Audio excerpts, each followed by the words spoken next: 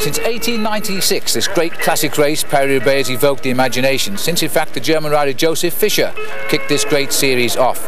We're now to the 92nd running of this great classic, and it's run for one reason only: it's bad roads, the hell of the northern France. The riders here simply don't like to ride this race, but many of them feel they have to build their reputation. And indeed today, many of the big names we've come to know, like Miguel Indurain and Gianni Bugno, are not here. This is a race for the hard men of the sport. Why? Because some 60 kilometres of the 270 kilometres are over the worst roads imaginable. The hell of northern France. The last 4 hours of this race are fought out over cobblestones. And today especially, many of these cobblestones you can't even see because they're covered in some 2 inches of rain and mud. It's been a very hard winter here in France. The weather today, as you can see, is bad. In fact, French people are saying it's the worst they can remember since 1924. Now, over the last 3 or 4 years, FCV have brought you some great finishes on Paris-Roubaix. There was the one in 1990 when Steve Bauer almost won his first event. He was beaten by an inch by the great Eddie Planchet. And then these last 2 years, Gilbert Duclos-Lassalle, the great Frenchman. The French couldn't believe it when he's won these last 2 years, because the French don't have great success in this event. Unlike most classic races, it's not the host country that win it most. Here it's the Belgian riders who score most. We can now expect 2. Johan Museeuw to come good. Museeuw beaten in his own classic, the Tour of Flanders, by Gianni Bugno. As I say, Bugno is not here. This is expected to be one of the great classic races. The riders themselves won't like it, but we surely will.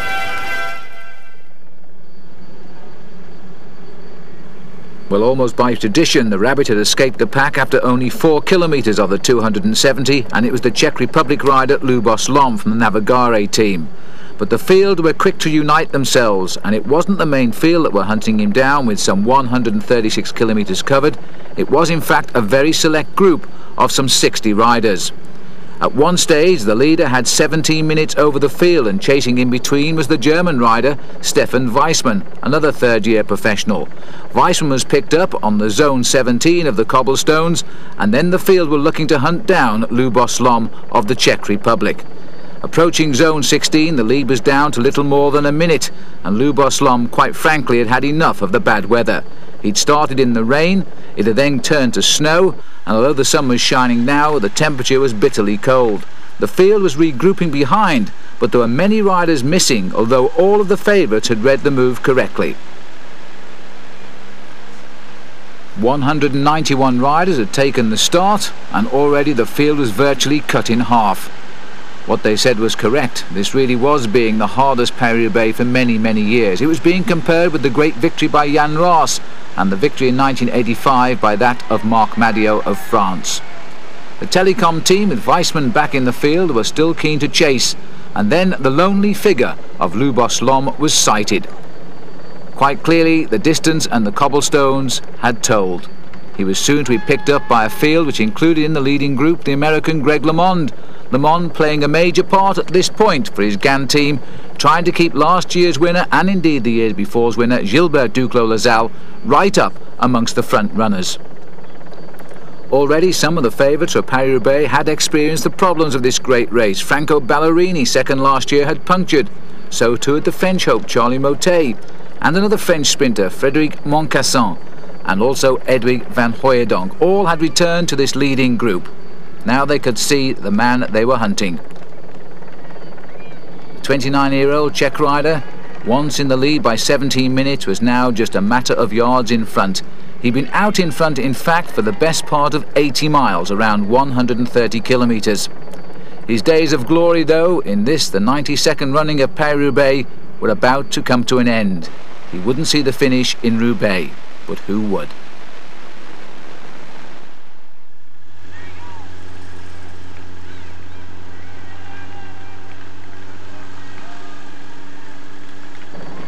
Well, the field have been some 4 hours into the race now, and that group of some 65-70 riders have split again, and this is a leading group going clear. 17-18 riders. Gilbert Duclos-Lassalle is heading the charge as they approach now the first big obstacle of the race today, the dreaded forest of Arenberg, and the crowd is reported to be enormous. You can see the sun has come out, conditions are very, very spring-like now. And this is the road that is never driven by motor cars. It's closed all of the year round. It is really meant to be a pleasure area for the people to enjoy a bit of peace and tranquility. Well, that's about to change. The field have raced for premier positions to get first into the forest. Conditions are atrocious.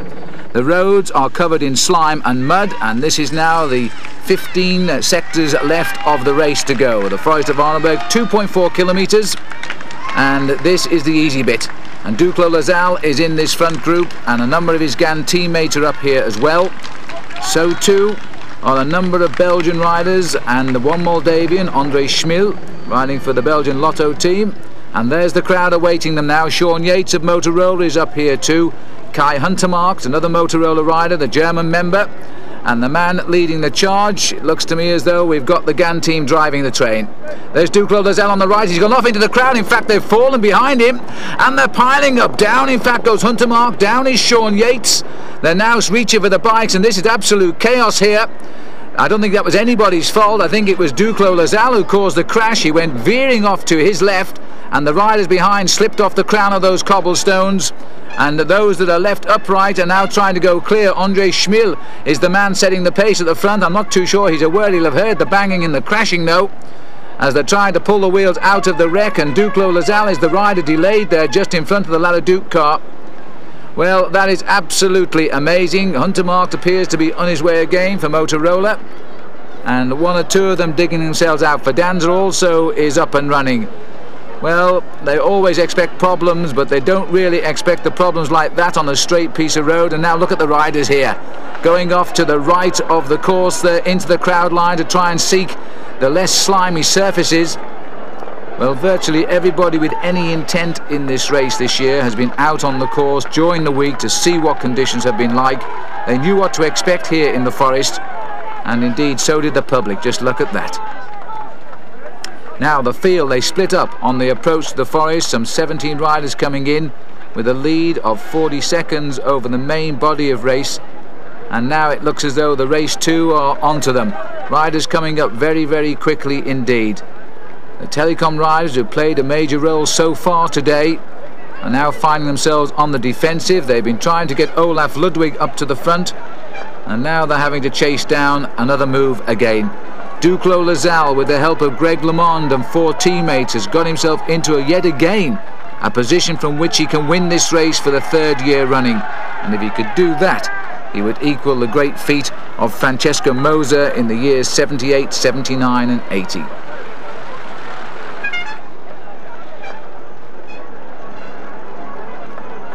Bit stunned, I think, by the chaos as it happened, because they didn't expect it to happen on such an innocent stretch of the cobblestones in the forest.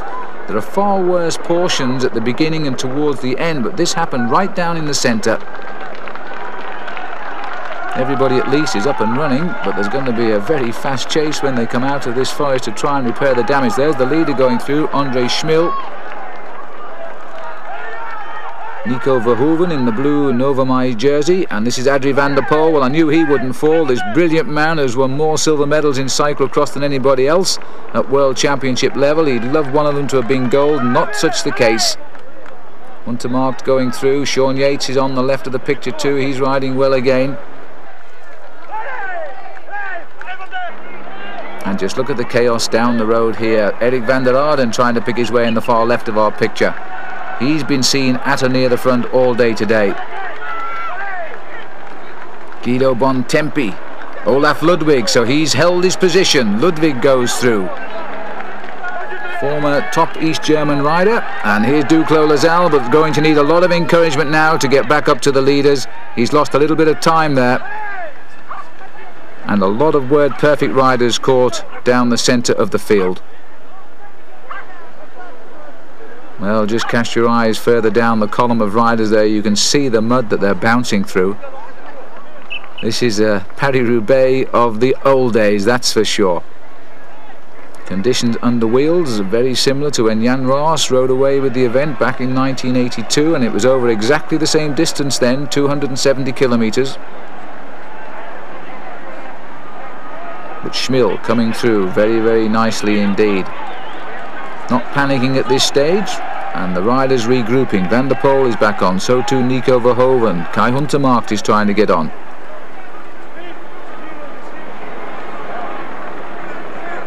There's hardly room for the riders to come through the forest, as the crowd now cram just to see where Duclos Lasalle has got to, because they will have known from their race radios that he was in that leading group that entered the forest, and now we have 5 men going clear.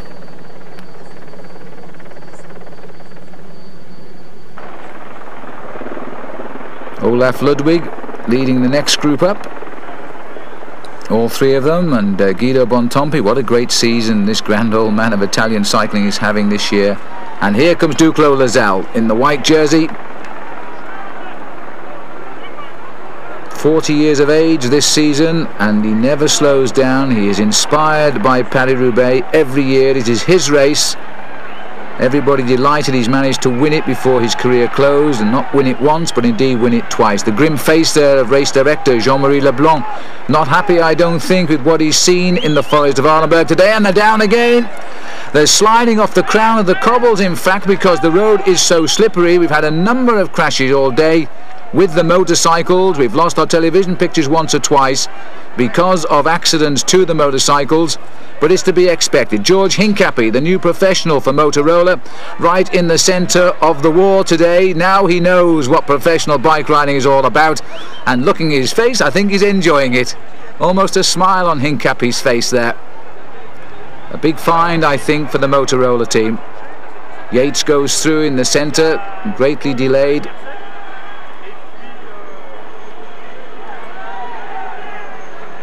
But it's good to see that the American Motorola team, I think they must be the most international team on the world circuit this year, with so many different nationalities on their team, but they're coming good. Still looking for the win that will be the icing on the cake, but they're challenging every day, and I wouldn't think that's too far away.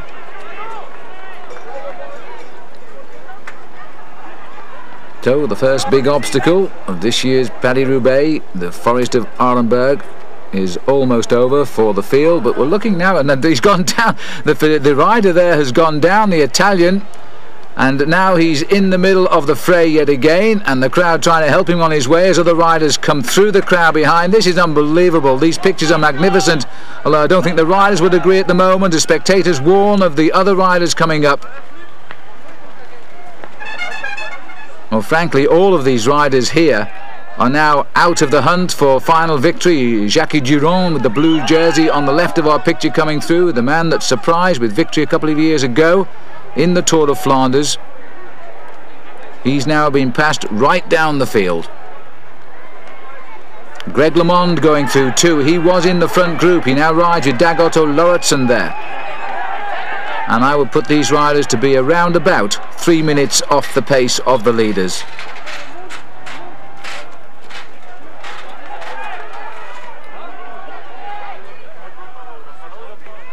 And the big problems, of course, is the team cars are now trapped on that narrow road. As we go back up to the leaders, there they are. Dietz, Musier, Verhoeven, Van der Poel and André Schmil. They're the riders at the head of the field, and the lucky ones to have come through the forest more or less unscathed. And it's a danger signal here too, because Kai Huntermarkt there is crawling through the rest of the line. Schmil is quite happy to set the pace. They're on good roads for a moment. And Museu knows his danger men, because that's Johan Museu, former champion of Belgium, following André Schmil through. And of all the men, I think he'd watch him, because Schmil is a reasonably good sprinter as well. Interesting to see that Telecom have placed their man in the breakaway. The wrong one in my money. I mean, this is Dietz, and Dietz would prefer to see Olaf Ludwig come up and give him a hand, but Ludwig is in the chase group just behind at the moment. Group working well together, not putting too much pressure, just letting the others have to make the effort to catch them up or not, whatever the case may be. It's early days.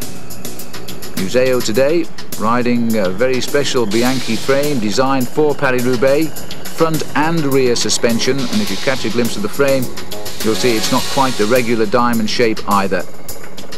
But one or two riders are disputing the worth of a rear suspension on these very bumpy roads, but everybody has agreed that the RockShox type telescopic front forks are an absolute bonus, and more than half the field now choosing to use the front suspension. Well, some riders say only the riders who have no interest in victory in this race don't use the front suspension on the forks now as we go on to zone number 14. Heading out of Wallers, and this is 1.6 kilometres. There are 22 zones of pavé making up just short of 60 kilometres, about 38 miles of the route today. And they count down from zone 22, so when you get to zone 1 you breathe a sigh of relief. That's if you're still in contact with the leaders. And the last couple of sectors today are reported to be absolutely atrocious and virtually unrideable, so the excitement is still to come. Van der Poel at the back. A couple of years ago in the World Cyclocross Championships in Corva, Italy, Van der Poel went past me without his bicycle and about 5 feet in the air. He tried to jump a ditch and in fact didn't make it, and he carried on without his bike through the air. Spectacular crash, but he didn't hurt himself, and that was important, I guess. Been one of the world's finest cyclocross riders, but never picked up the gold medal. Well, these are his conditions. Van der Poel, now in his twilight years, former yellow jersey in the Tour de France, now riding for the smaller Kohlstrock team, who had a great deal of success in the recent Tour of Flanders with their new boy Frank Culvers. And Culvers today in the chase group as well. We just had a little glimpse there of the second group on the road, and they're coming back. Leaving Wallers across the level crossing there. And you'll note too that there are no service vehicles up with these leading riders at all at the moment.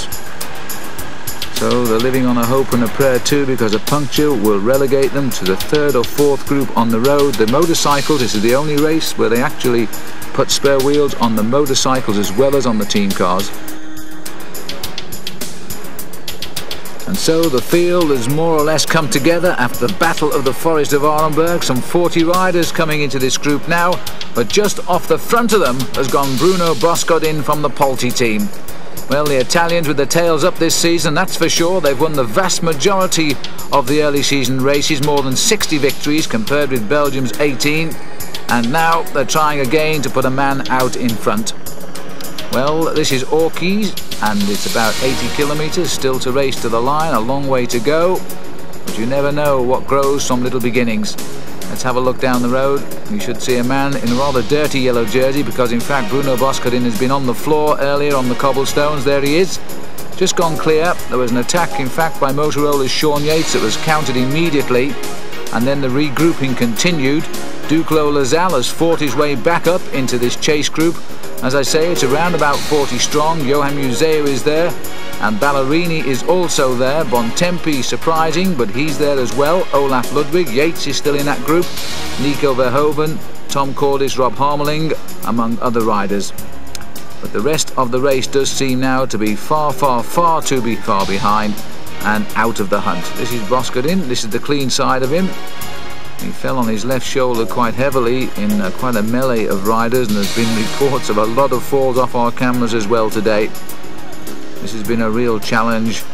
We often refer to the Paris-Roubaix as being a war of attrition. Well, the description really fits it today. The field showing no interest in the breakaway, but they've got him well within their sights. They're moving very smoothly. They're averaging round about 37 kilometres an hour. That's just short of 25 miles an hour. There is Duclos Lazal. You can see he still carries the mud of the Forest of Arenberg on him, and in fact a new bike as well for him, so he made a bike change in that forest. No number on this one, and it's the GAN team continuing to try and keep the pace high. They know that on this day every year in the month of April, their team leader Duclos Lazal becomes a Jekyll and Hyde character. He is so inspired, and there they are all around him at the moment, looking after him. Duclos Lazal. They've also got in there Christophe Capel, Thierry Gouvenou and Francis Moreau, his teammates in that leading group. As we go back up to the leader, Boscodin, but he's not going too far ahead. We're heading out towards zone number 11. That means there are still 11 sections of pavé to come. And indeed the worst are waiting on the outskirts of Roubaix, because the new railway link here, which is the express passenger train taking from Paris a new route all the way through to Calais and then onward into England, and that line has cut through one of the most treasured sections of the pavé of this course, so they've had to find some new route, and they're taking us round the back of the airport near Lille at Lescun. It's a course that has been used in the past but a long time ago, and it really is quite bad. Onto the stretch at Porkies, 35 seconds the lead. Well, the gauntlet is down once again by the Italians as they race, as always, to enter the pavé first. They want to see the holes in the road. And this is Eric van der Arden riding very well. Former winner in very bad conditions. I remember when he won it.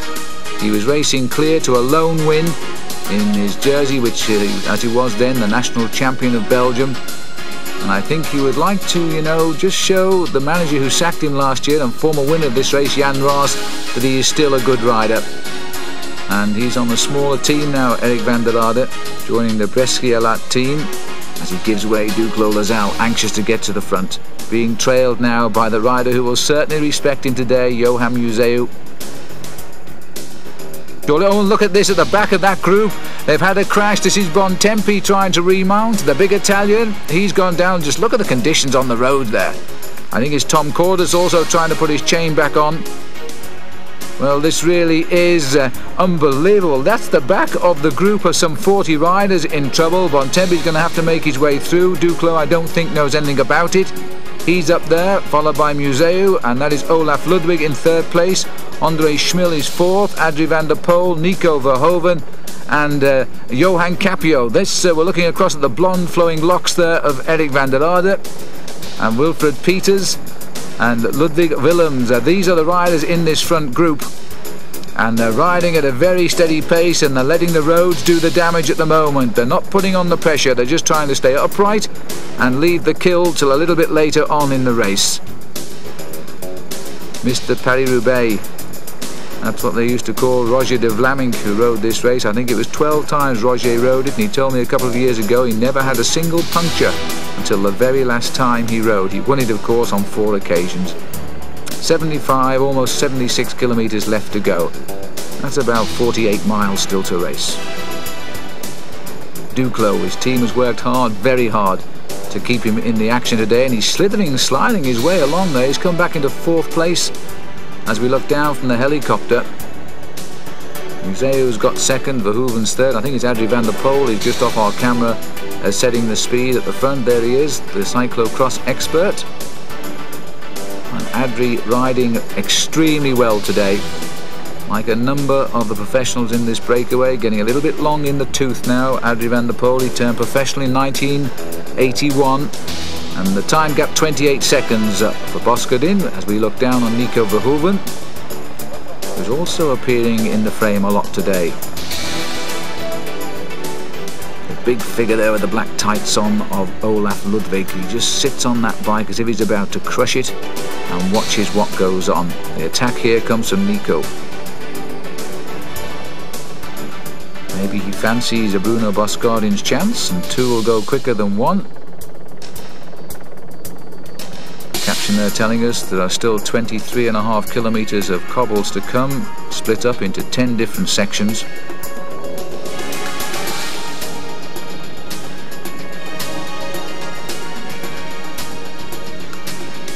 And again, you can see there on the front of the bicycle the forks of Nico Verhoeven, telescopic rock shocks. I understand 80 of the 190 starters today have chosen to use these shock absorbers. So I think that's a pretty good benefit. At least they all feel they work anyway, and ever since Duclos Lasalle came home as a victor using them.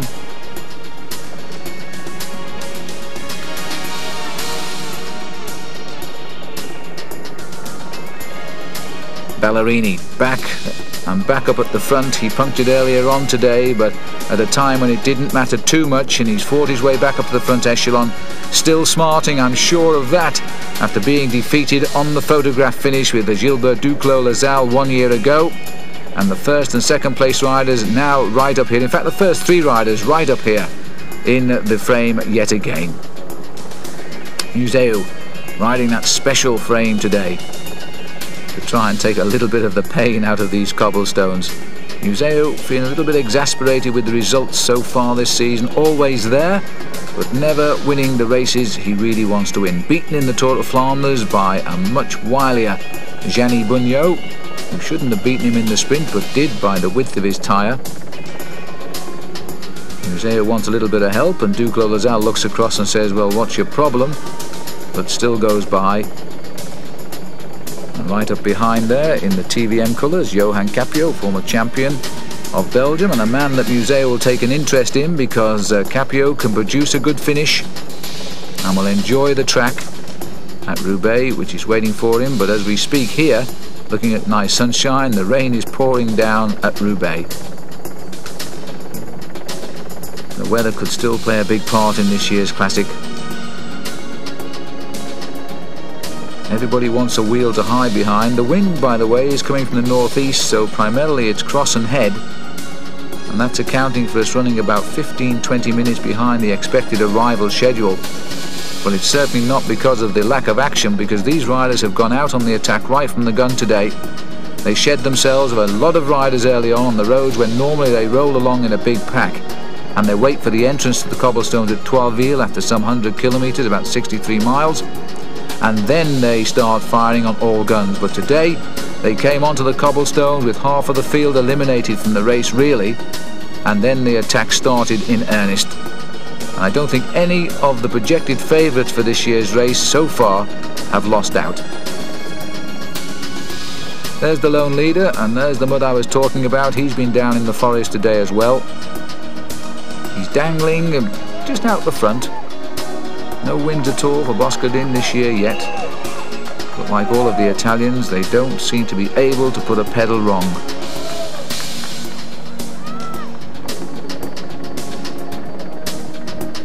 This will be Ludwig Willems who's taking up the pace. And the rider who's trying to keep pace with him there from the Lotto team is Mario De Klerk, the GBMG team, the team of Cipollini, who isn't here by the way, are having such a great season. The number one team, Benesto, sent a team here, but really I don't think they were taking Paris-Roubaix too seriously. They didn't send very good riders. The bikes were just normal machines ready for a day out in the saddle, but with no serious intent. Well, the bunch of 40 has splintered yet again, but they're getting back on in dribs and drabs once more. At the back, there's so many riders unwilling to allow the breakaway to consolidate here.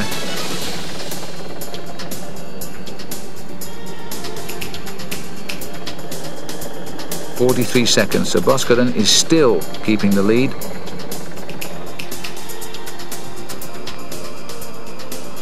But they're controlling him.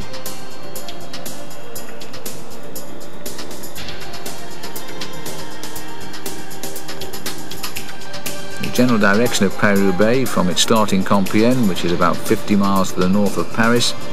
It takes the rider more or less alongside the main A1 freeway, but it does twist and turn a bit, so it's not always headwind. They'll pick up cross and tail as they cut through the narrow lanes.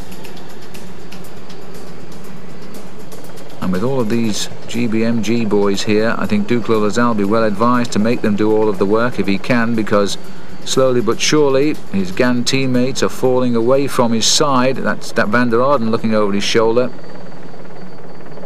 and Duclos always willing though to have a little work. And it looks as though the GB riders are saying to Eric Van der Arden, if you're going to stay up here with us, you better do some work. Van der Arden unwilling at all to take up the pace.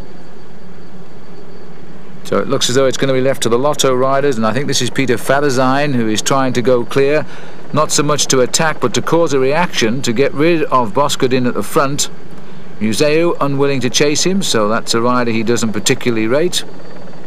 He knows the men he's going to watch: Duclos Lasal, Ballerini, Andre Schmiel, Johan Capio. They're probably the riders that he would react to if they try to attack. And there's the composition of the breakaway. Ludwig Willems is the other teammate here of Museu.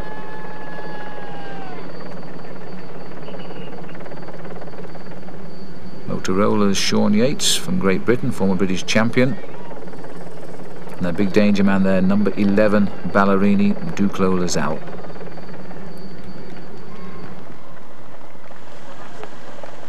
Oshie, 2.5 kilometres, 2 3/4 kilometres now, zone number 10. 10 still to go.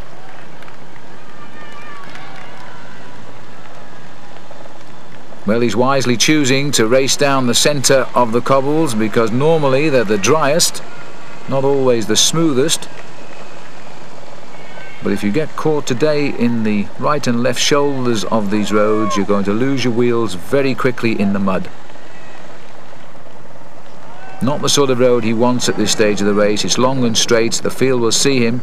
And the trouble with Paris-Roubaix is, of course, with all of the helicopters flying, there are 3 over the race, plus the police helicopters, they will be able to pinpoint his exact location by where the helicopters hover, so they don't have to see him to know where he is. Duclos-Lassalle, the grand old man of French cycling. It used to be Raymond Poulidor before him. And Museu just right, and there's another crash, and again at the back of the group we've gone back to moto number 2. Our cameras are also sliding all over the place, and this is the Castorama rider who's had a little bit of problem. So Thierry Marie, who's won more prologues than anybody else in stage races, not enjoying his day out on the cobbles today, but back in the saddle,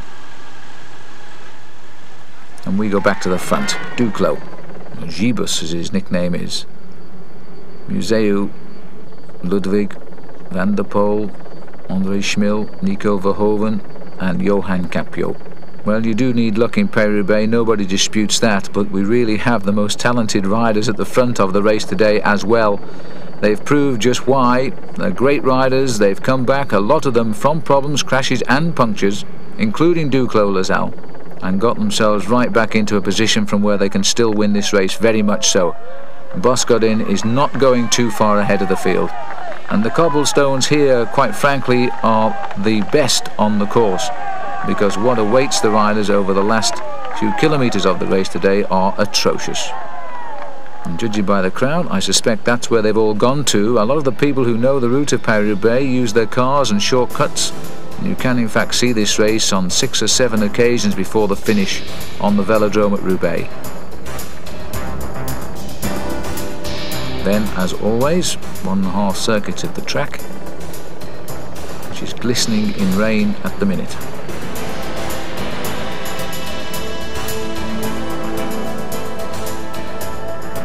Well, the gap is still there, but as I say, it's a linear gap. They can see him. The yellow cars of neutral service, the team staying away from the leader at the minute, and look at these roads now.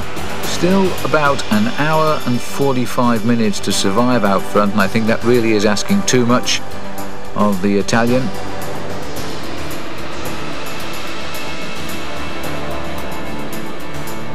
Whose leader today, by the way, is Yamadine Abdu-Japarov, but we haven't seen too much of him on the cobblestones. The gap just nudging away to just over a minute, and the reactions are now beginning to start as well. This is André Schmil, and I think it's Nico Verhoeven who's caught him up, so he's decided the minute is the warning signal and they're not going to allow any more. I think it's Ludwig Willems who has also latched onto the back. 3 riders come through, then Duclos never misses a trick, he's straight there. And here they are, and if anything, this group is swelling in size, so riders are coming across in the small groups and again rejoining the big chase. Duclos-Lassalle anxious to get back to the front to continue the chase down. The latest time check we have now is 52 seconds for André Schmil. And so the breakaway has begun, trying to mess it up a little bit for him in that breakaway, or help him. This is Mario de Klerk, his teammate. The other rider up there is Peter Farazijn. As we get back up to the leader now, going out onto Pavé section number 7. That means 7 stretches are left, this one at Temple Mars, and is 1.2 kilometres long. And from now on in, the Pavé is, well, for us great, but I'm afraid for the riders absolutely deplorable. Olaf Ludwig still very much a part of this breakaway. Mr. Paris-Roubaix this last couple of years in many ways. He had a 2nd and a 3rd in his last 2 outings. And they compared, of course, with the 2 wins of Duclos-Lassalle. And now it's the MG boys here in the white and blue who are going to have to do most of the work, I think, now, because advances are swung across to the Frenchman and to Ballerini. Little bit of help coming though in the shape of Johan Capio trying to get up to the front and give Ludwig Willems and William Peters a chance. There's the group It's not all of the group, this is only some of it. Verhoeven, Willems, Museu, Ludwig, the names we expect, who have been at the front for so long. Very cautiously on the right-hand bend, on the slime of the surface here. And I would think too that the spectators are being absolutely drowned by the official vehicles that are racing through just ahead of the riders. And again, it's the GB boys who are forcing the pace, trying desperately now to get some sort of reaction going here that might well lead them towards a victory. Fabio Darto is now on the attack. What a good season Darto is having. Triple stage win in the Tour of Italy. He's the other GB rider who's made this split. He's been in the thick of the action for some of the time today, then he's found himself behind. He's got back up at the moment, not long been with us, and Duclos Lasalle's recognised a good wheel to follow over this very, very nasty stretch of cobbles. In fact, looking down there, you would really think now they were racing through a field, wouldn't you? Capio coming through. A man for the early season races.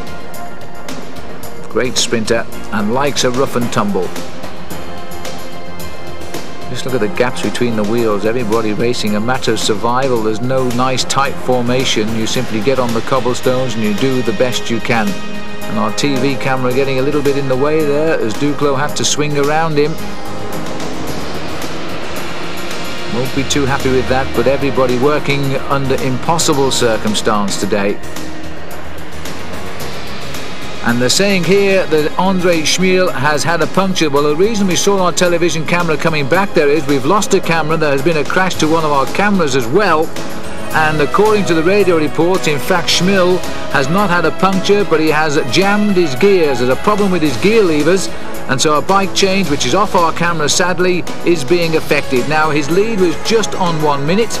We don't know how long it's taken for the bike change. I would suspect with a car right behind him as it was with Jean-Luc Vandenbroek, his team manager, I would think around about 15 seconds we can assume he's lost of that lead. We'll find out as we go along. This official neutral service car there has been told to wait for this chase group because of the pathway we've just come over. And Duclos Lasalle now joining Fabio Darto here on the counter-attack. There is no containing Duclos Lasalle, is there? What a marvellous rider. He must be feeling, you know, today he's had to fight back from so many delays, and yet he is still dictating this race. Well, almost anyway. Schmiel up the road. Well, they break away, reforming yet again, and another shuffling of the pack.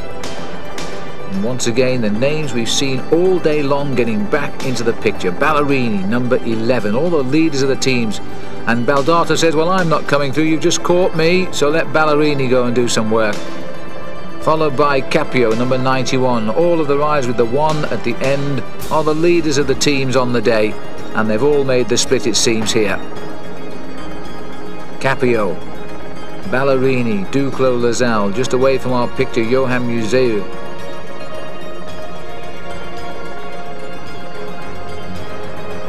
But they're moving very, very quickly. Now, are they doing enough to eat into that very fragile lead of Andre Schmiel?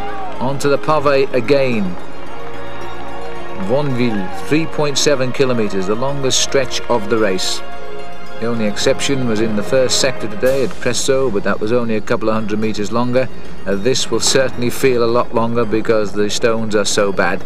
Once again, over the A1 autoroute. Rather ironic that the new bridge they built had a nice smooth surface, then a return to the cobbles.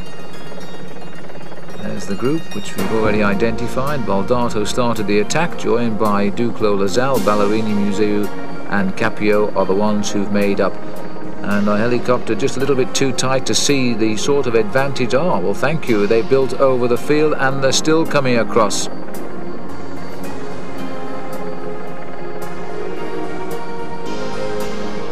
Riders extremely nervous. I think that's Nico Verhoeven again who's going across to the group. 17th in last year's Paris-Roubaix. And Shawn Yates and Frankie Andreu bringing up the rest of the split. Well, I'll be draggled line of riders they assuredly are now, but these are the survivors of, well, oh dear me, these are the survivors too, because these are two of the cameras who have gone down, motor photographers, and in fact Yates goes through, followed by Andreo, Mario de Klerk, Olaf Ludwig, and trouble again. Johan Capio has also had a problem. I don't think it's more than a rear wheel puncture. He's backing very quickly as Van der Poel goes through on his shoulder. And this really is going to go down as one of the memorable Paris-Roubaix. It depends on what part you've played as to whether the memories are going to be happy or indeed sad. The two Motorola boys quickly together, so they'll help each other hopefully back up to the leaders. They're having a great race today, and not least the young Frankie Andreo and the very, very experienced Shawn Yates. They call Shawn the animal because of the way he can ride so well. But now we've got last year's 1 and 2 riding together. Franco Ballerini just on the wheel here of Gilbert Duclos-Lassalle, shades of 12 months ago.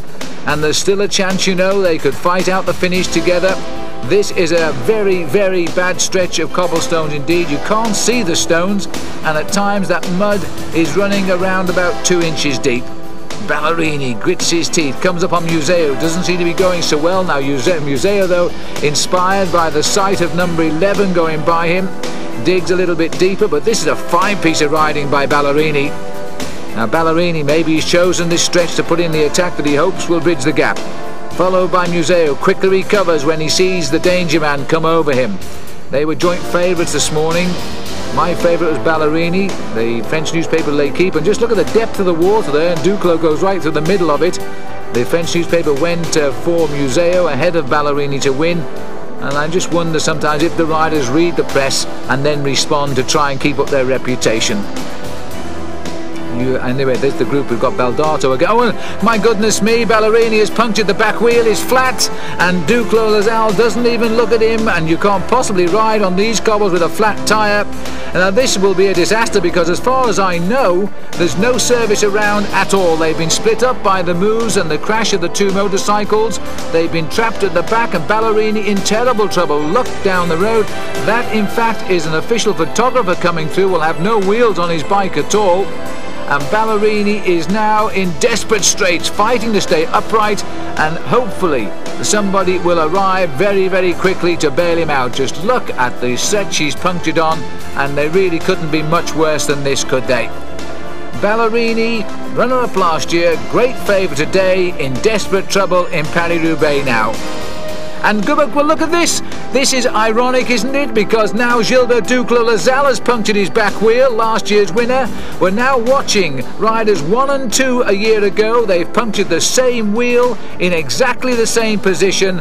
And what a difference a year makes. And I think the same is going to apply. Duclos-Lassalle has got no service behind him either. And they're watching the race right away from them. And who says you don't need luck to win Paris-Roubaix?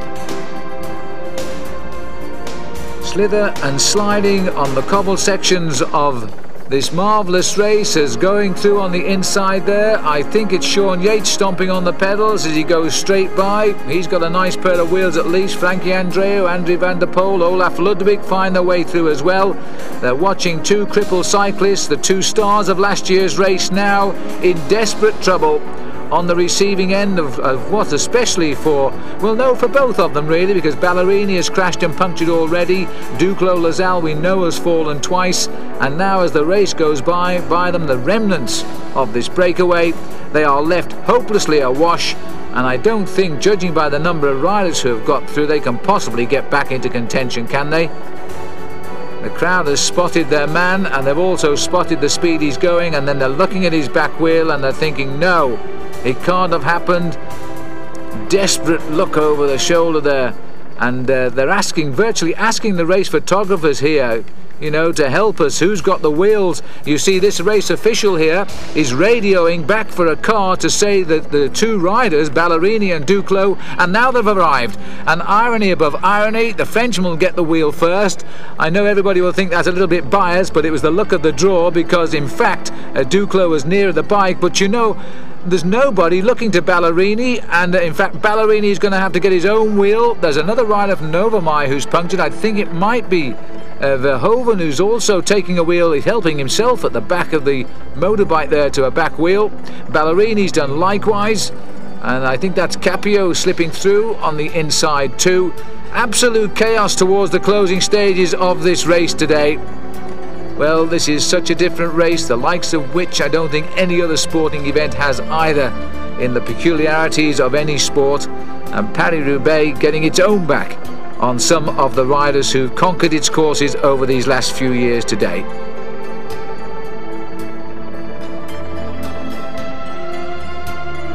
Ballerini will be the last to leave the situation there. I don't think there's much fear of anybody catching up from behind because there's such big time gaps now to the rest of the race.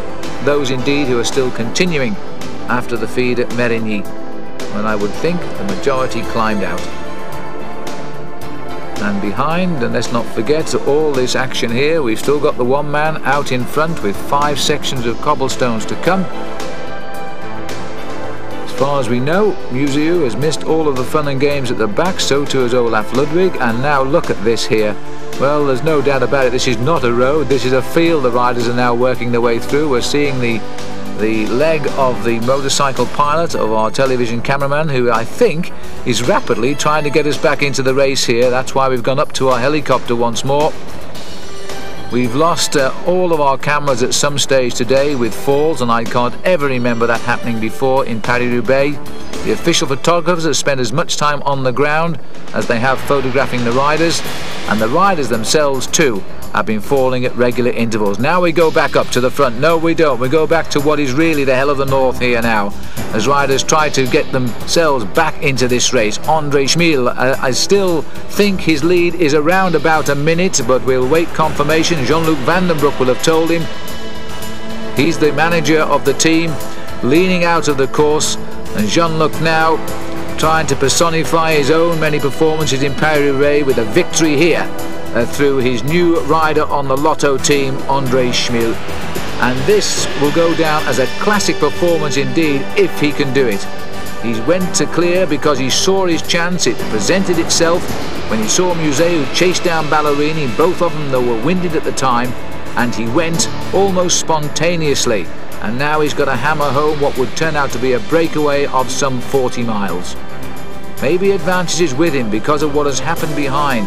He had the advantage of a team car right behind him when he had to change a bike, and that certainly wasn't the case for Duclos, Lasalle and Ballerini, who lost, I would think, the best part of a minute bouncing over the cobblestones with flat back tyres.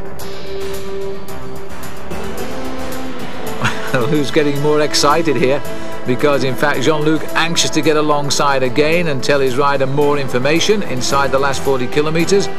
But as you all know, these radios, the cars are radio linked to the chief commissaires, and if the commissaire notices Jean-Luc going up there too many times, he will stop him. But there is a chase down, and that looks like the lonely figure of Johan Museu, the sole survivor perhaps of the carnage we've just witnessed, and Museu now trying to get on terms with the rider out front.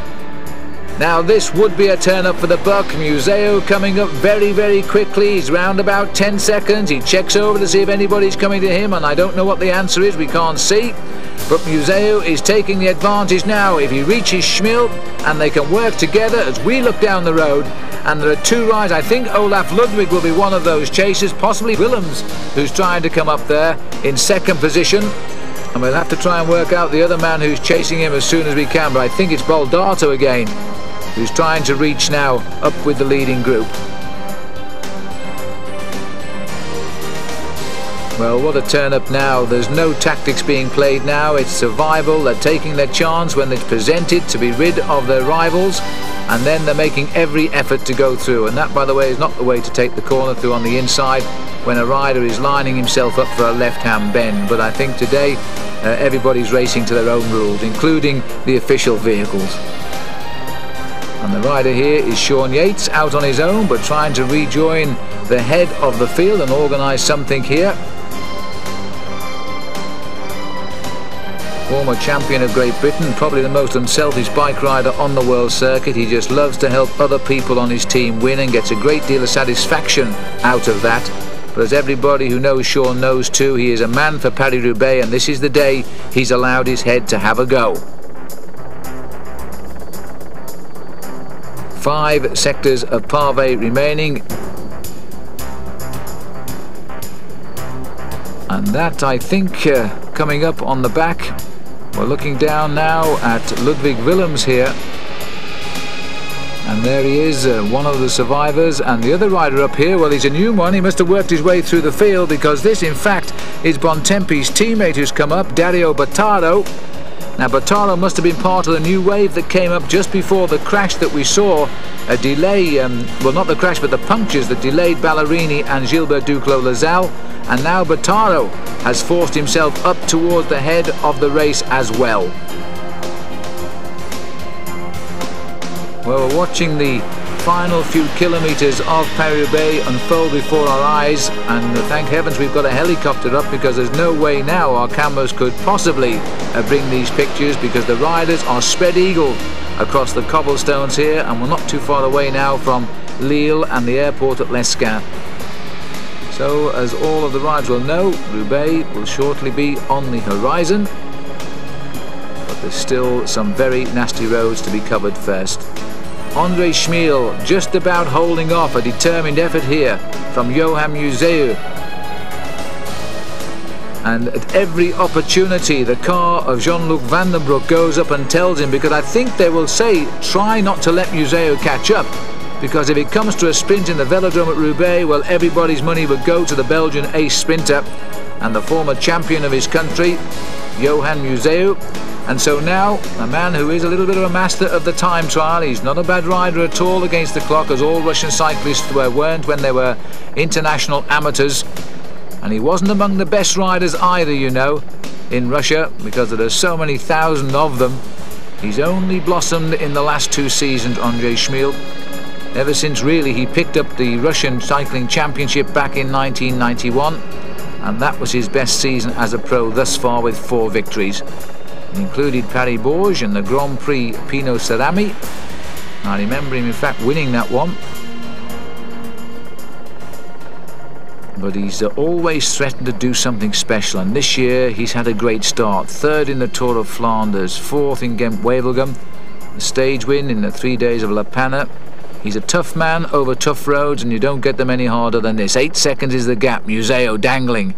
He can almost reach out and touch him, but he's got to finish it off quick. He needs to reach that man and reach him fast. If he's making too much of an effort, he could blow. He's no idea what's happened behind him now, because this race is so spread eagle. There are few officials to tell anybody what's going on, and that's why the advantage has gone to Schmiel. He's had Jean-Luc Van den Broek always with him ever since he made his move.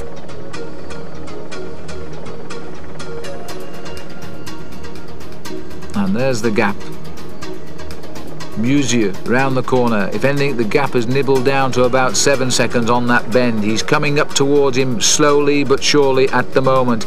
Jean-Luc is it who's pulled off to the right there to maybe assess what is going on behind him.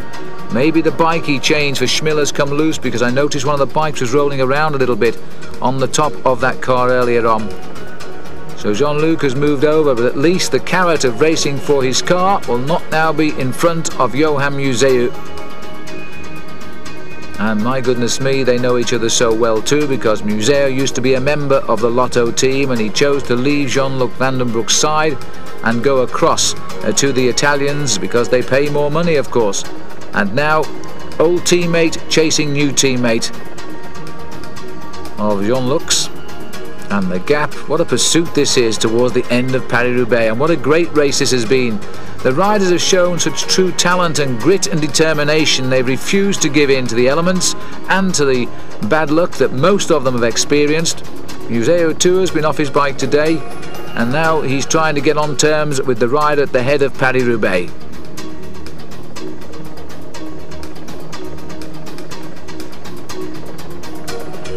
Farm tracks here of northern France, with 4 stretches of cobble still to come, and now just 6 miles over the cobbles to go.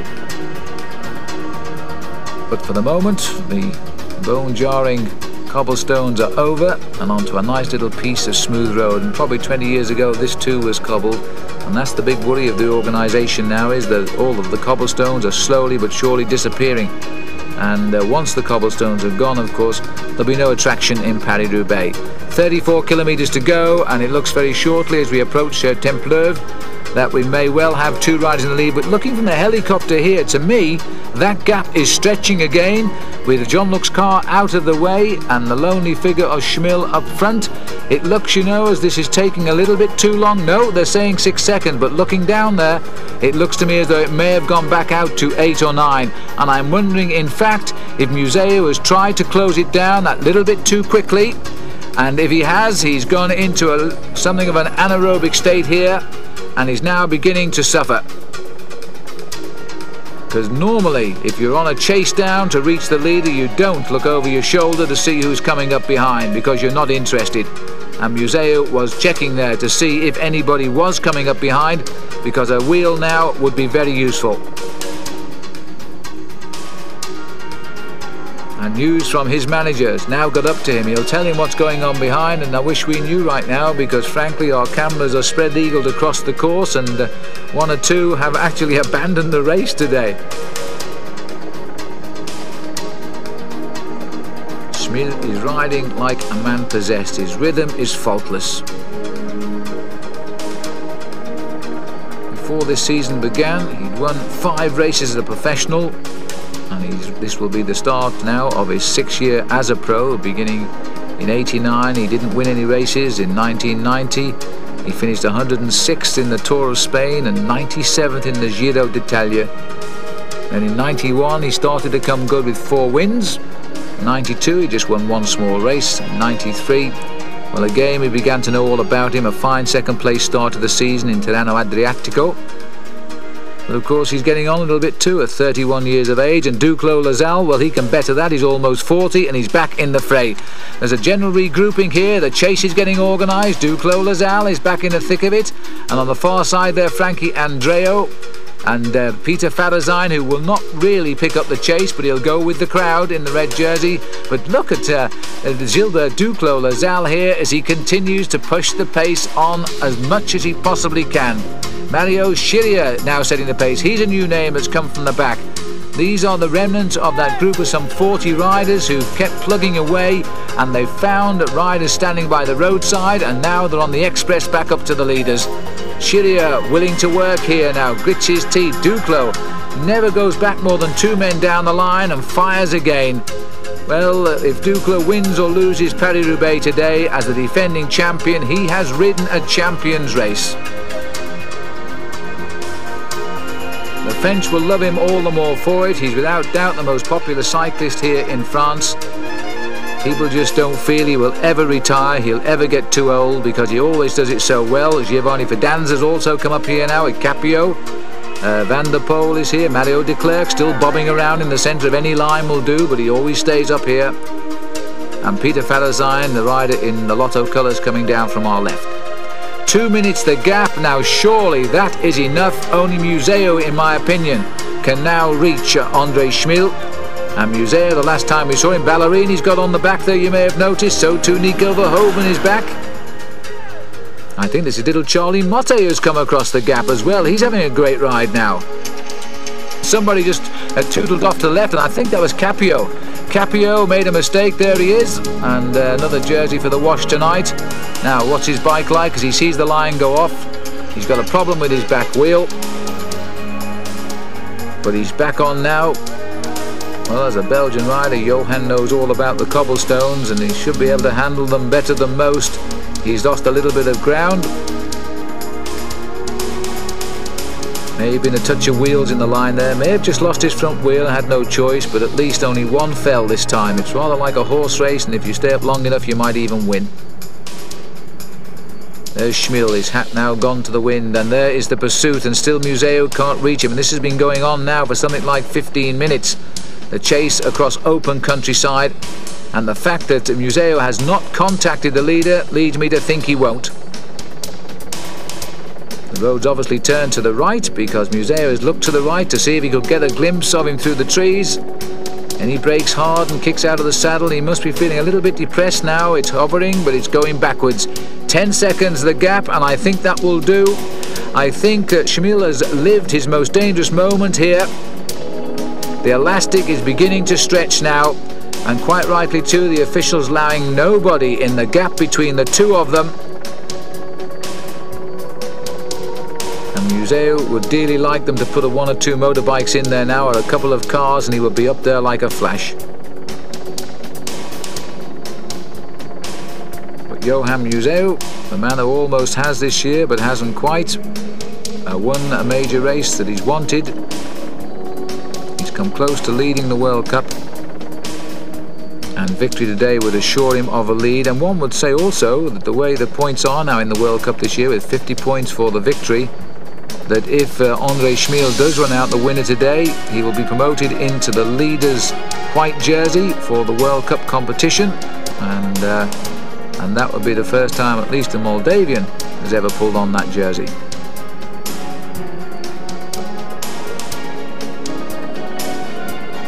Cars slowly getting back into position behind Museu, but they can't reach the man up front, André Schmil, and he will not want anybody up there just now while this is consolidating.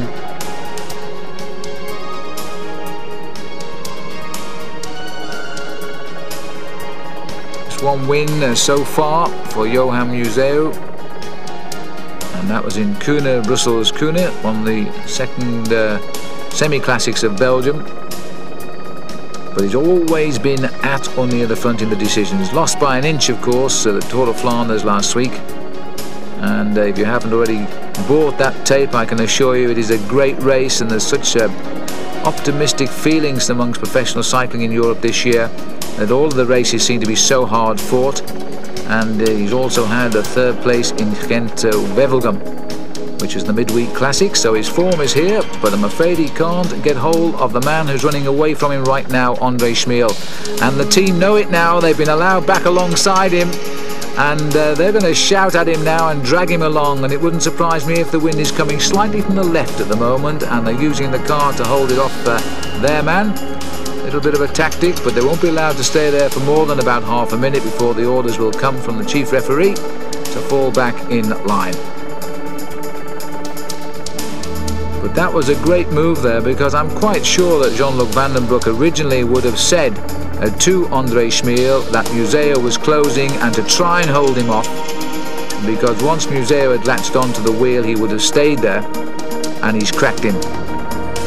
Looking down the road now, I presume Museu is just inside those poplar trees there, and there he is, but the gap is most certainly opening. And remember that the chase is reorganised behind, although we can't see it because of our loss of cameras at the minute. But Duclos Lazal is in the chase group. I think 2 Yates has now got up there. 1 or 2 passengers from the GB team and from the Lotto team, but they're all along for the ride and very much still in the chase, should these two be caught.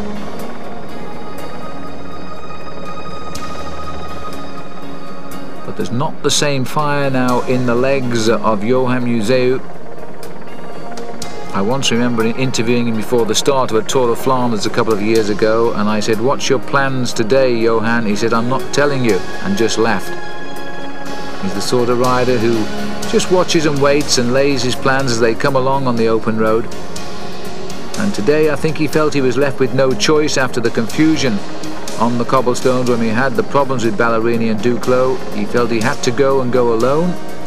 Back the gap now 12 seconds, and we've got Ludwig Willems and Darto in the chase on their own at 40 seconds, so they're coming up. That's a teammate of Museu. He'll welcome the arrival of Willems. And Darto, well, he's not a great rider of world standing, but he does win races, and you know, if you look over the list of the years of Paris-Roubaix, you know also that there have been surprises like Dirk de Mol in 1988 and Jean-Marie Vampers in 1990. Well, he's a cool operator, Jean-Luc Van den Broek. One of the funniest sights I've ever seen, and I don't suppose Jean-Luc would agree, with when he came down the start ramp in a Tour de France time trial with one of these new carbon fibre bicycles, and after a kilometre the bicycle collapsed and he was left with 5 tubes all around him. The crowd thought it was hilarious, but it was rather embarrassing for Jean-Luc. But even so, he's had some great moments too. This will be one of the greatest for him now. If his teammates can win, or one of his team, it'll no doubt please Lotto, which is the Belgian national lottery company. New colours this year for the team, very attractive too, and very generous to commentators as well, because they stand out from the rest of the race quite clearly. Up towards Siswang, and a level crossing which has caused problems occasionally in the past, but at the moment the gates are up and André Schmil can keep on racing for Roubaix. I think, even despite the fact he's stretching his back, he's got the gap he wants, but you can't account for what might happen if that chase group gets up to Museo.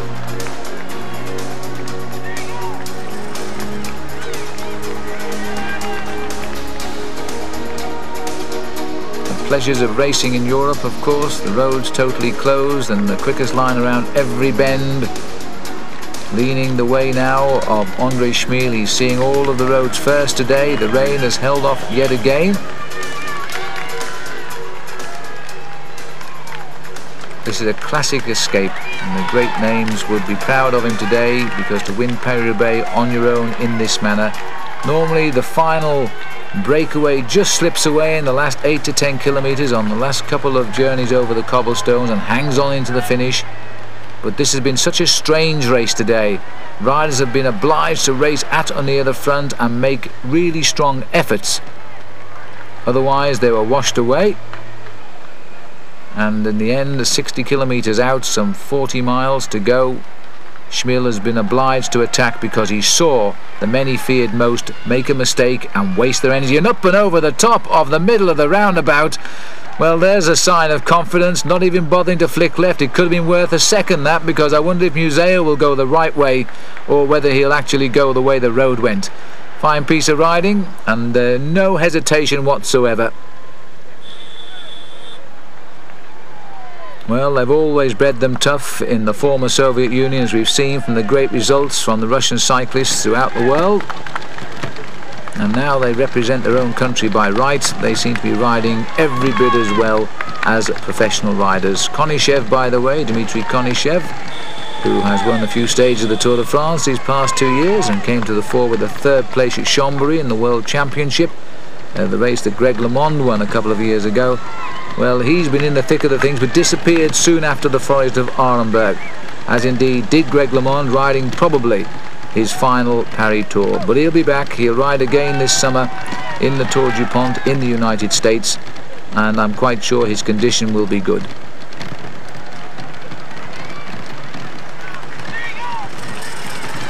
Little speck of rain coming off the back wheels of André Schmil here, but although the rain appears to be ahead of us, you can see the dark clouds. It's dry, mercifully so, at the moment. Here is, well, having said that, look at this further up the cobblestones. It's very, very wet down there now. Johan Museo, that shot we've just got, he looked to be going very slowly indeed. And I think, in fact, Museo, you know, has blown. He desperately wanted to win Paris-Roubaix. It was one of the targets of his year's programme. After narrowly losing Tour of Flanders and then being pipped again, outwitted indeed, in Gent-Wevelgem. Although it was his teammate in the end who won that, Wilfred Peters. Last chance for the crowd to view the leaders before the final dash for Roubaix. They've just got an outside chance of getting there via the main roads into the town, because we wander off around the back streets in the long route into the Roubaix town.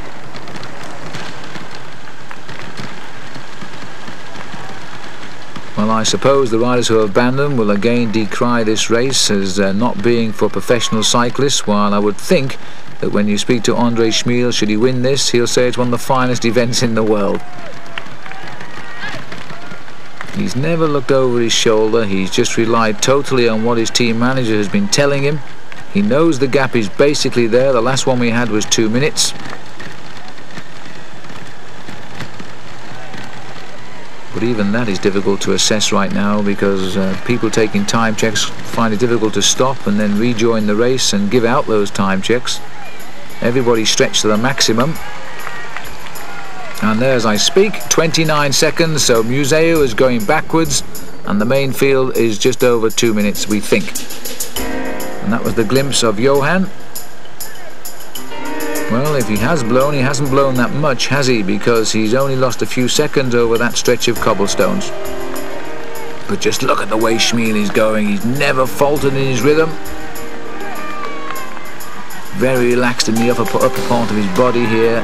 He's just using those big powerful legs to keep the pressure on. He's riding around about between 23 and 25 miles an hour. The overall average speed so far today is 37 kilometers in the hour.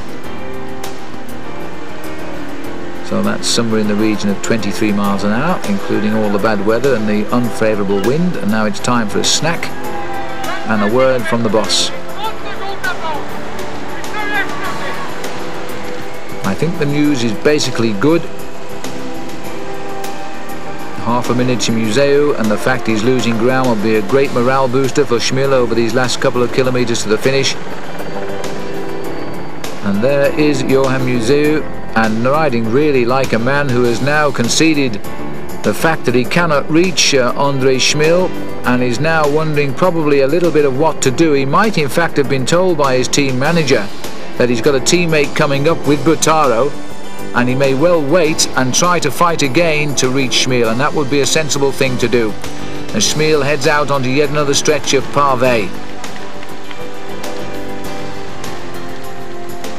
And this is obviously one where the crowd has neglected to bother with because they want to see the finish in Roubaix. There is a massive crowd, by the way, in the stadium, and there's still here 24 kilometers to go. That's 15 miles still to race. It's still a long way to go, and the situation has time to be reversed here. And I suppose there's no one knows that better than Schmiel. And the helicopter hovering ahead will probably be seen by Museu, so we'll know exactly where he is.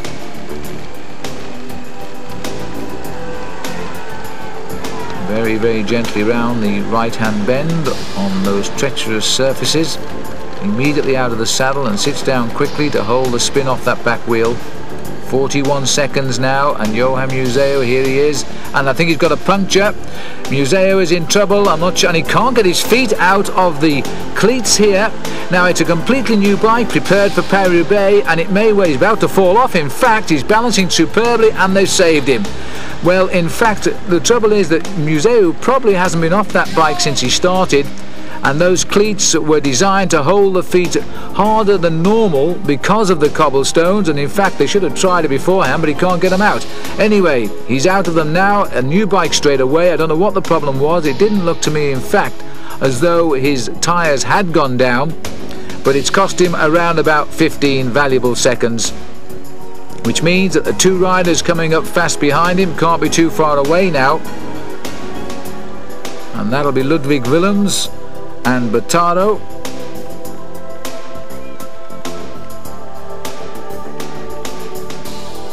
The Gewiss rider, or Gewiss rider, Dario Darto, we might get a glimpse of him actually, because in fact Museu has hardly raced clear here. He's still sliding a little bit round the back, and there they are. And in fact there is the bottom of our picture is Museu, so he's going to have a teammate with him very, very shortly. And he's also going to have a rival in the form of Darto.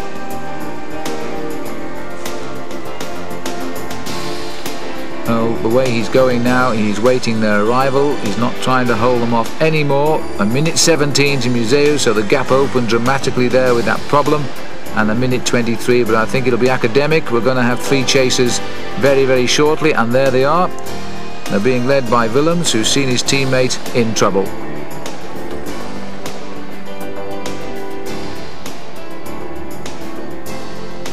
A long empty road, and we could well have seen the winner of Paris-Roubaix today make his move a long way out, 60 kilometers or so to go to the line. And again, Jean-Luc Vandenbroek right alongside him, just trying to keep the morale high now for these last few kilometers.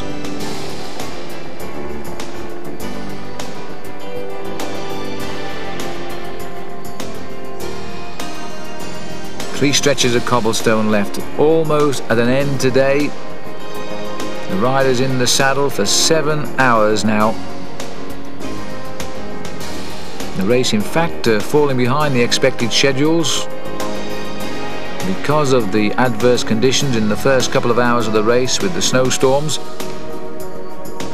Had the snow come at the same time as the bad stretches of cobblestone, it could have been even more different than what we're seeing today, this race. Well, in fact, it looks to me as though the route taken by Andre Schmiel there was not quite the official course. He should have gone up to the corner and turned right, because he nipped down the side street where you could see the cars were parked. But I don't think anybody will be prepared to do anything about that. And now, according to our little caption there, a wonderful fun we have with these graphics. Now we have 3 riders have come together in pursuit. Let's have a look back at that little passage over this central reservation here.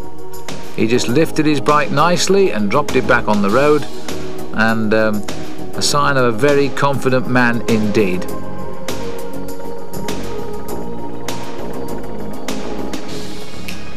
A classic escape. This will take us back into the memories of the great Eddy Merckx, who's won so many of his races in such a manner. Crippling. And again the arrival of Jean-Luc, and the information will be that Museo has now been joined by a teammate, but the good news is the gap is opening. 3 riders, and he's indicating possibly 2 minutes the gap, but I think that's probably wrong, unless he's referring to the group containing Duclos Lasalle. Because the great Gibus is still in with the chance of getting a high finish in this race. I think surely that back wheel puncture has destroyed all possibility of a win. I don't think anybody now can reach Andre Schmiel. Minute 28 to Museo, Willems and Bottaro.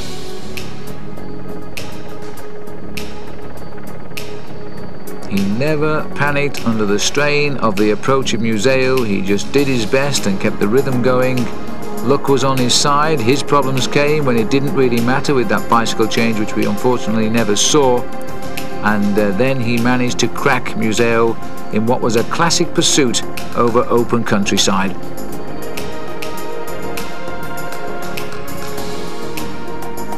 The pace now beginning to hurt. He's trying to keep his rhythm. He's in and out of the saddle. He stretched his back once or twice, which indicates after 7 hours he must have quite a considerable backache.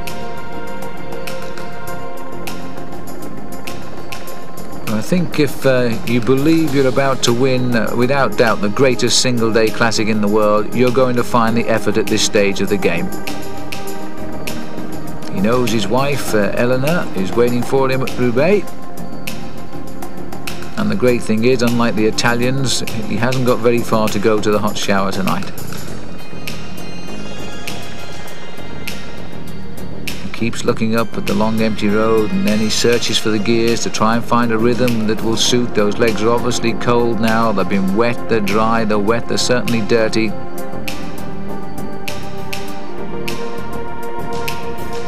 Just look at the car behind you. There he goes again, you see, stretching his back. He's going into probably a little bit of a bad patch here, Andre Schmiel, but he knows it's not for much longer.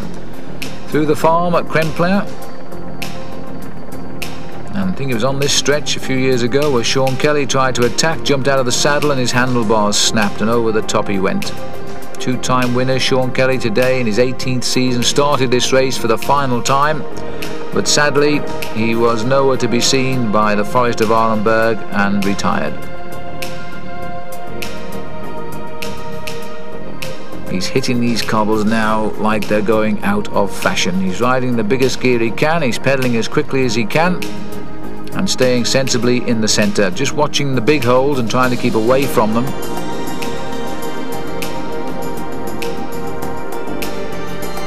Nice and dry. For the moment at least.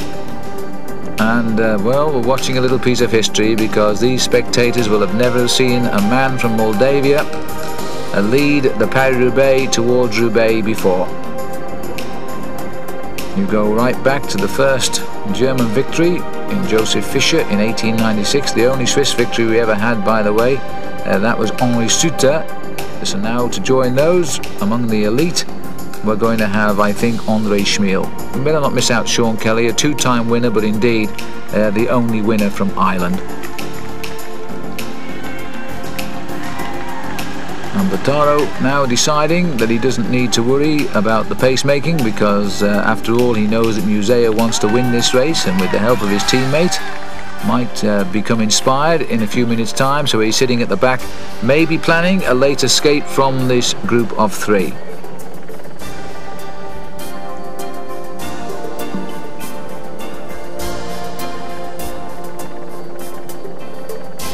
Riding on the tops now, but hanging on to those handlebars, because it's a nasty experience if you hold them as relaxed as one often does when you ride a bike.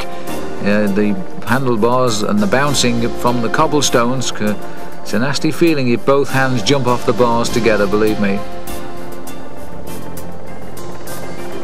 One or two blisters, I should imagine, by the end of the day too, but for Andre Schmiel they won't be bad enough to stop him holding a glass of champagne at the end of this stage. What a marvellous race it's been for him.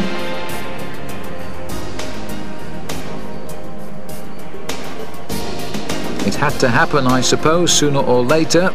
A former Eastern Bloc rider coming out and taking the Western European Classic Paris-Roubaix, because they have settled so well into professional racing these past 5 years, and one by one they've caused consternation amongst the other well-known professionals, and now they're seeing a classic go the way of a former Eastern Bloc rider.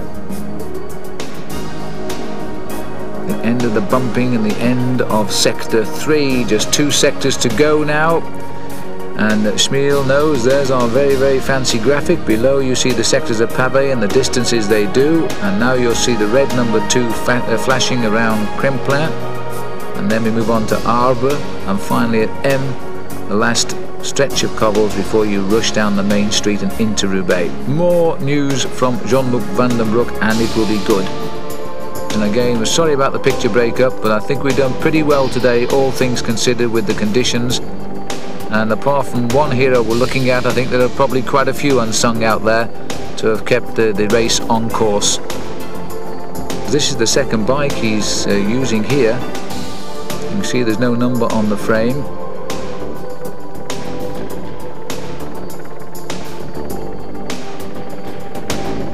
And into Arbre. And just look at the front wheel as he tries to hold it down on the ground.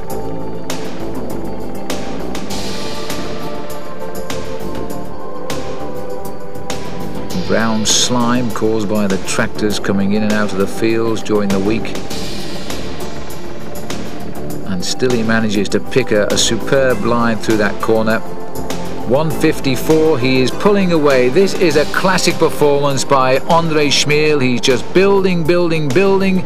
Looking back here to the chase group, there's Darto, who remains in 3rd place, while we go back up to the leader.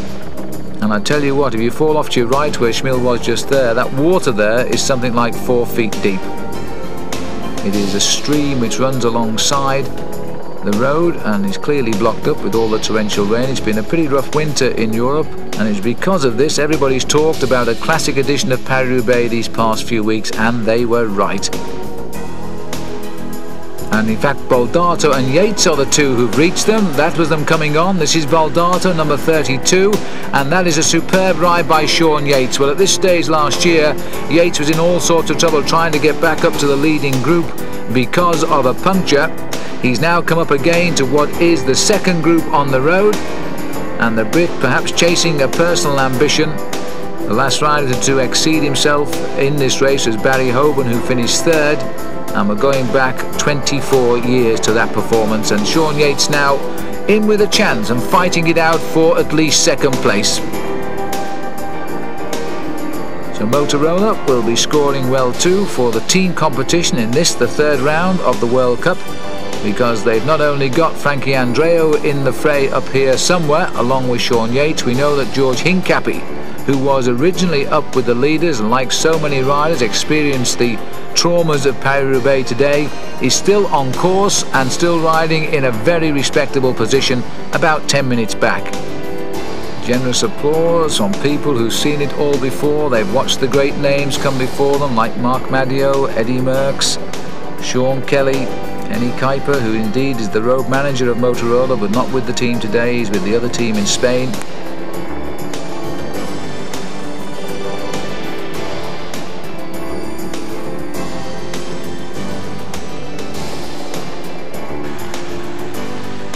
and Museo now in desperate trouble because he has been dropped here from the chase group. So Museo has played his cards and has drawn nothing at all. The legs have gone. So a full commitment today by Museo, and you can't fault him for that, but it simply wasn't good enough. He countered the move of Ballerini, and as soon as Andre Schmiel had seen him do that, it was Schmiel who launched the attack that left Museo in his slipstream. He then tried to reach him. He got within 6 seconds, the elastic snapped, and there's nothing left now for this man from Belgium today. But there is plenty left for the arrival of Andre Schmiel on the Roubaix Velodrome. The rain is beginning to come down at the Velodrome again. The black clouds are overhead, but it really won't matter. It just means the race will end the way it started today, in the rain, because the gap has opened to 2:15 now over Darto, Willems, Yates and Battaro. And this is Dario Battaro. He too has been cracked and dropping back. When he made the move, he used the incentive. He had a hard fight to get up to the action in the first instance. And even though he's been a passenger on that group, the man who has got rid of him is the animal himself, Shawn Yates, who's setting the pace now in the chase, and we've got rid of 2 from that break. And Yates now racing for 2nd place on the day, and he's got with him Ludwig Willems and Darto.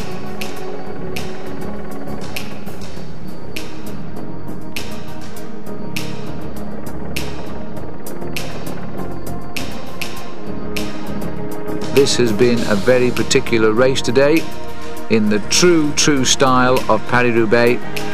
Albert Bouvet, the director technique of the course this morning, was very nervous indeed. He even started rumours that it could even be cancelled because of the weather. He was saying he can't remember weather like it since 1924, although the riders themselves felt that it looked to be as bad as around about 1982 when Jan Ross was the winner. And that was a hard day for a hard man to win. We found another hard day for another hard man to win today.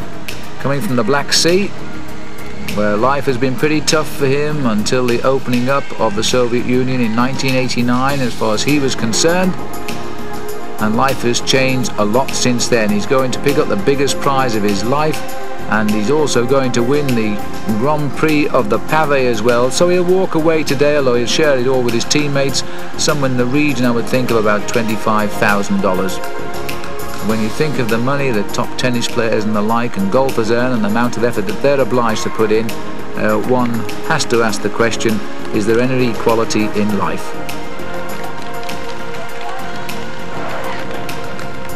And this is in fact Gilbert Duclos-Lassalle, and I'm not sure where he is, but I've got a feeling he must be coming up here on the Shawn Yates group.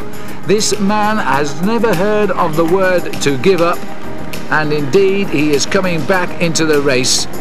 Duclos-Lassalle has committed himself once again, the winner for the past 2 years. He's crashed 2 times at least today, we know. He's had flat tyres as well, and he's still finding the strength to race back into the front line. I think he could well be in with the race for 2nd place. We'll have to wait and see what's going on. He's got, yes, he must be, because that's Darto with him now, and there is Shawn Yates. So Duclos-Lassalle, unbelievable. He's come across here with Johan Capio. Capio is the rider at the back there now. It's all too late to stop this man. He's through the back streets and will be going down the main street of Roubaix to the finish in the stadium very shortly now. For him, it is a matter of honour, and a little bit of a lap of honour too now as we head towards the finish. This is Cherang. It's 13 kilometres to go, but that's okay.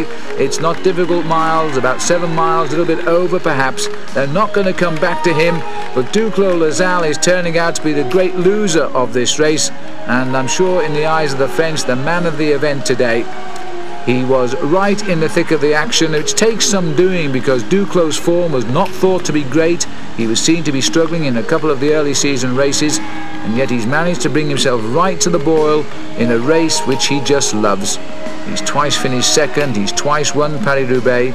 He may even get a 3rd, 2nd place yet. There he is sitting at the back, proudly carrying number 1, but not on his bicycle because his Greg LeMond machine has been changed during the crash earlier on. The gap is 1:58. They're nibbling back into this race, but not quick enough. And Schmiel is easing back a little bit.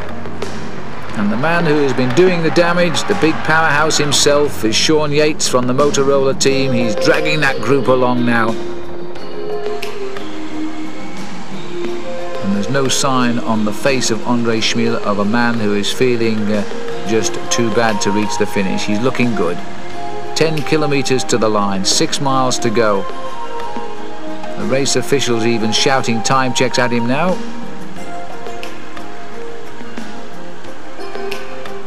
Still trying to keep the edge on his speed. If he senses that his pace is dropping, he gets out of the saddle and kicks again. And the motorcyclist in front, one of our cameramen, he probably caught a glimpse there of his bicycle, which is absolutely caked in mud.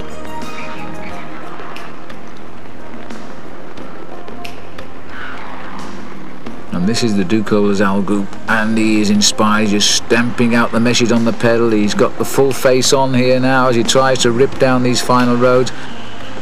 And Olaf Ludwig has come through too. Ludwig is also here now. Behind him is Johan Capio. Still the big names who have dominated throughout. Shawn Yates from Motorola. And so the GAN rider here is Gilbert Duclos Lazal once again in at the kill of a Paris-Roubaix, but not quite the kill he was hoping for, because this man has spoilt it for him.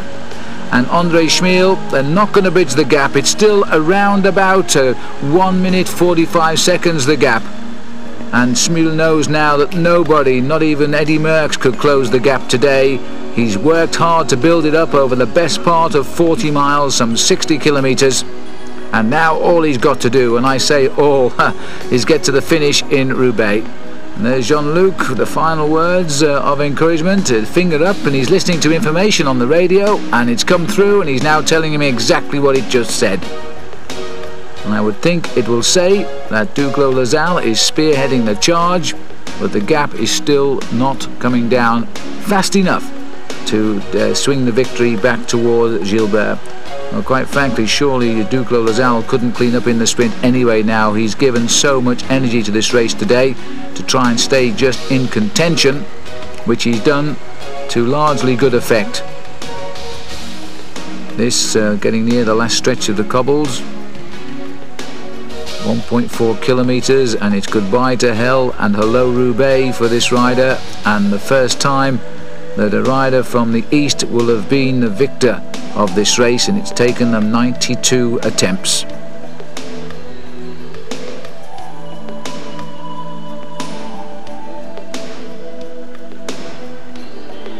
Andre Schmiel allowing the car through and then seeking the smoother roads on the inside of the shoulder, and then the shortcut to apex to apex.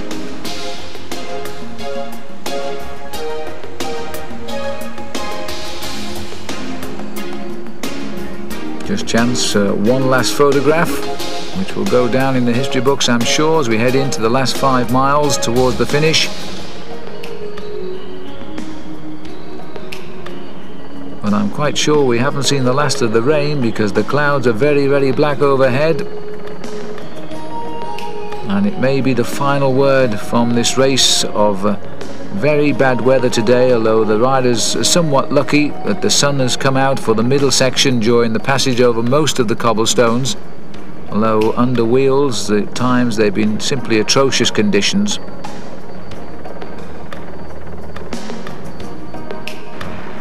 As in fact the chase group here enters the final section of cobbles, Schmiel has left them, so he's about 2 kilometers in front, and that's just over a mile, and that is certainly enough. Duclos Lazal, Ludwig, Darto, Willems, Yates, Capio in this chase group, a very, very select and varied group indeed. Olaf Ludwig once more in at the finish of Paris-Roubaix, a second and a third in the last 2 years.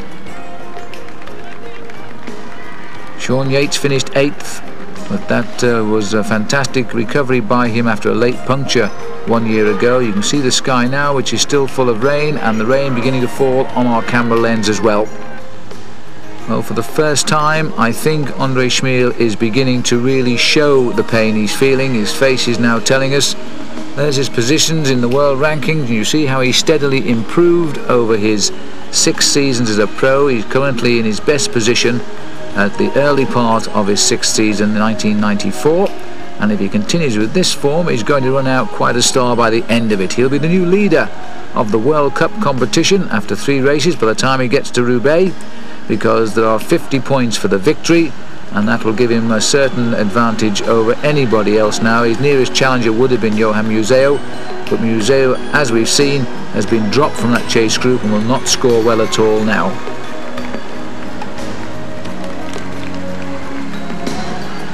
Good roads at last, and I don't think even the black clouds ahead will worry him too much as he begins to unwind towards the streets of Roubaix.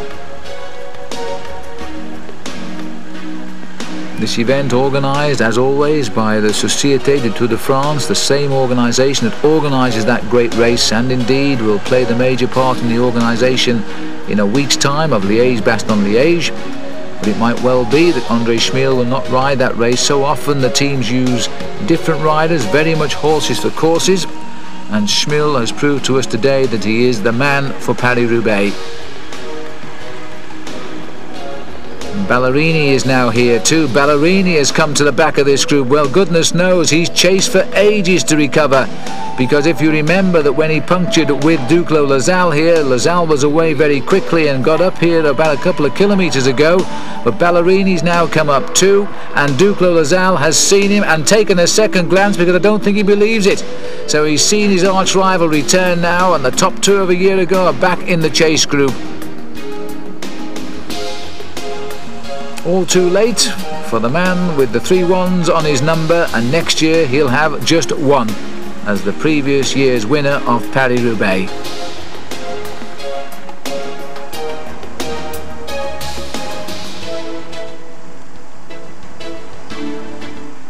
He rides with a very typically Belgian crouch position, and I'm wondering if Jean-Luc Van den Broek has taught him that particular position, very crouched and low saddle, to take all the pounding of the cobbles and absorb the pain a little bit. He can sprint. He's not the fastest in the world, but he's certainly a long way from the slowest. He can produce good finishes, but this is the way he would have liked to have won, although I can't believe his plan was to attack 60 kilometres out. It was an impulsive reaction to a situation. He read it perfectly and it paid off.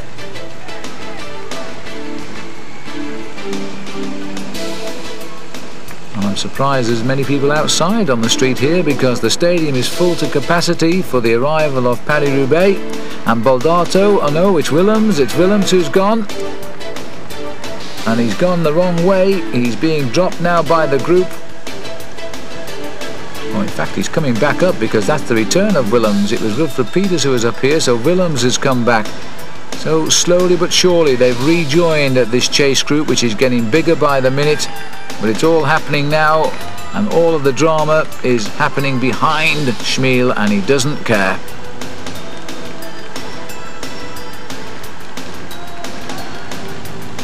When he arrives at the stadium, I'm quite sure that the French public will give him a great round of applause and a good cheer. It won't be as loud, I wouldn't think, as it has been these past 2 years with the arrival of Gilbert Duclos Lasalle. But even so, they are great sports people, they appreciate effort, and there's been no finer effort today. So behind now we've got Darto, Ludwig, Capio, Yates, Ballerini, Duclos Lasalle, Ludwig Willems now up there too. And the cat and mouse has started, which means that if there's anybody else chasing, now's the time to latch on, because the pressure is going off here. They know they can't catch the winner, so they're thinking of second place. Darto on the inside. Man with the ponytail, Duclos Lasalle, Ludwig the sprinter, and the likely candidate now for second place, and Capio. That's probably why Capio's chosen now in the line to follow the wheel of Ludwig.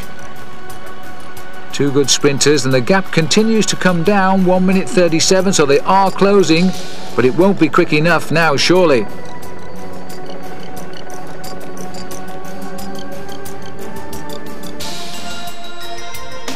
The legs there covered in mud of André Schmil, and the gap at 1 minute and 37 seconds. It's come down by about approximately 25 seconds over these last few kilometres.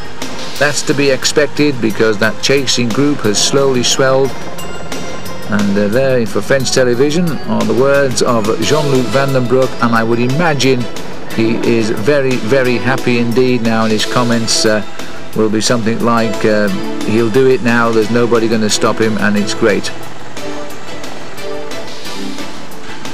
The Belgians might even claim half the victory. In fact, the French can claim the other half, can't they? He rides for a Belgian team and he lives here in Roubaix, so they can share in the reflected glory of the rider from Moldavia today.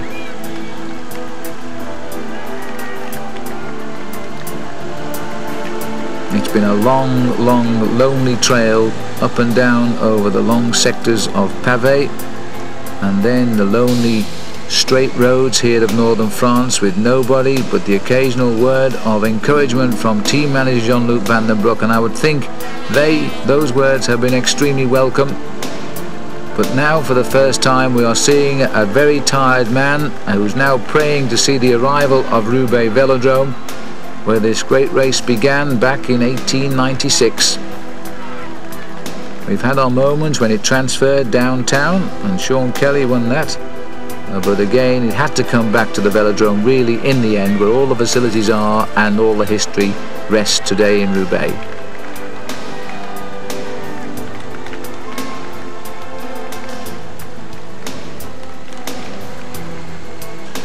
Seven riders chasing him behind in that lineup.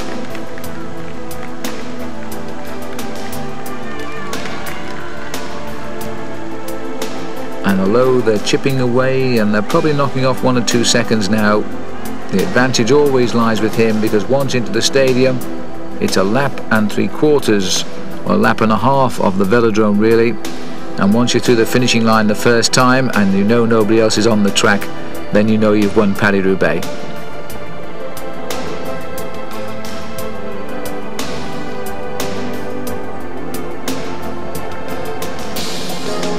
Following in the wheel tracks of some of the most famous names in the world. There are those riders who won't attempt to ride in Paris-Roubaix. Men like Miguel Indurain, marvellous rider as he is, to be a great all-round rider in the mould of Fausto Coppi and Eddy Merckx, then you've also got to prove you can ride other races as well. And now they're not here, and we're watching a Moldavian triumph for the first time. And here comes the turn into the stadium with the kilometre kite, indicating most of that will be on the track itself. And the applause will wait, and can you believe the rain has started to come down quite heavily again, and so this race will end as it began, in torrentially heavy rain. The crowd are waiting in the stadium. They've seen the arrival earlier on of the top amateur stage race, the Circuit Franco-Belge, and that was won by the way by a Latvian. And now they're going to see another rider from the east come in and take out Paris-Roubaix. Massive applause from the crowd as they see the rider they've been watching on that giant television screen there for the best part of 2 hours hold off the finest roadmen sprinters in the world, and now he's onto the track and nobody will take it away from him. André Schmil, a professional for just 6 seasons, one of the first men ever to turn professional from a Soviet nation, and now the very first Soviet, ex-Soviet man to come out and win probably the greatest classic race in the world at 31 years of age. Third in the Tour of Flanders, fourth in Ghent-Wevelgem, the winner of the Grand Prix Harelbeke this year, and now the biggest of them all, he's going to go down in history as the winner of Paris-Roubaix, and just the circuit to go. As he goes past the point of entry, he knows now they can't catch him. They never take a lap out of him. He waves to the crowd.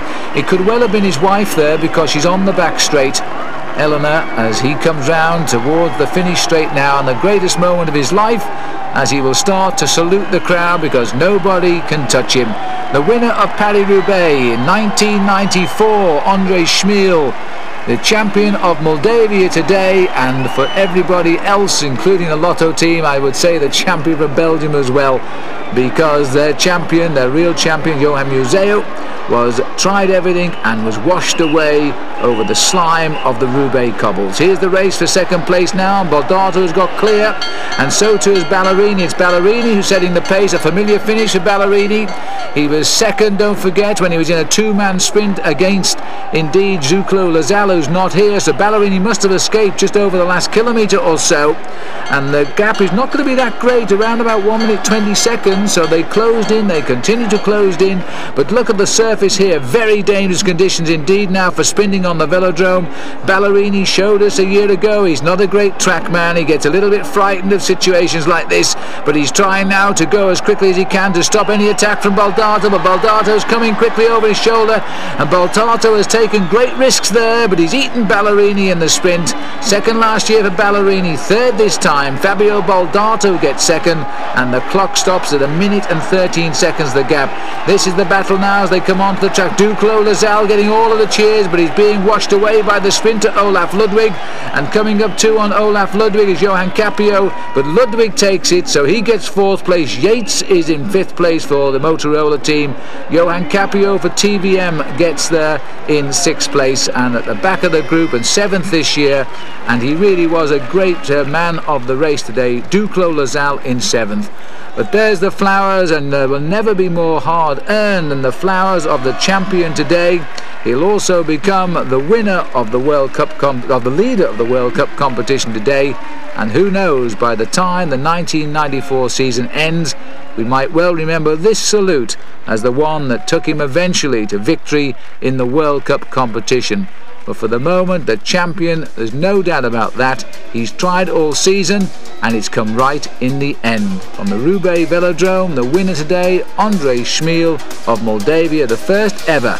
And while he carries home now the sacred cobblestone for his sideboard, and I hope they've reinforced the sideboard to hold it, we'll leave you now with the result of the Paris-Roubaix. Andrei Schmiel finishing the course in 7 hours, 28 minutes and 2 seconds, ahead of Fabio Darto, 1 minute 13 seconds back, in the same time as Ballerini, and then Olaf Ludwig finishing fourth, 1 minute and 26 seconds down. Another great classic race and another great classic winner, and Famous Cycling Videos will be covering a lot of the major classics throughout the 1994 season. Next up will be the classic Liège-Bastogne-Liège. Until then, Phil Liggett saying goodbye.